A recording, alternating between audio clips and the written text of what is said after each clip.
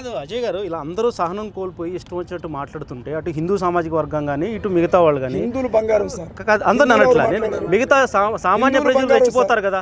ఇప్పుడు రాధా మనోహర్ దాస్ నోటికి వచ్చినట్టు రాధా మనోహర్ దాస్ మాట్లాడతాడు, అది విని ఇటు వర్గం ఇంకొక రకంగా మాట్లాడుతుంది.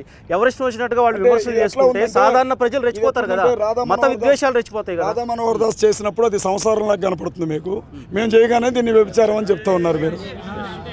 రాధా మనోహర్ దాస్ ఒకవేళ చేసింది తప్పు అయితే, ఇది మీకు విషయం చెప్తాను సార్. మొన్న మధ్య ఒక ఆవిడని పోలీస్ స్టేషన్కి తీసుకెళ్లారట, తీసుకెళ్ళి ఆవిడ మీద న్యూసెన్స్ కేసు నమోదు చేశారట.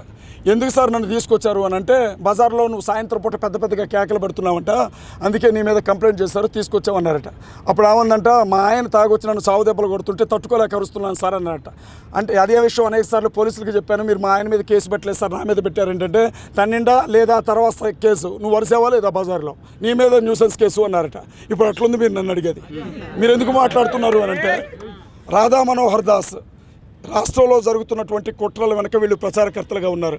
2027లో జమిలీ ఎన్నికల్లో హిందువులందరినీ ఓటు బ్యాంక్గా మార్చుకోవడం కోసం క్రైస్తవ్యానికి సంబంధించినటువంటి నాయకుల్ని టార్గెట్ చేస్తున్నారు, ఇది పెద్ద ఎత్తున కుట్ర జరుగుతుంది అని పెద్ద ఎత్తున ప్రచారంలో ఉంది.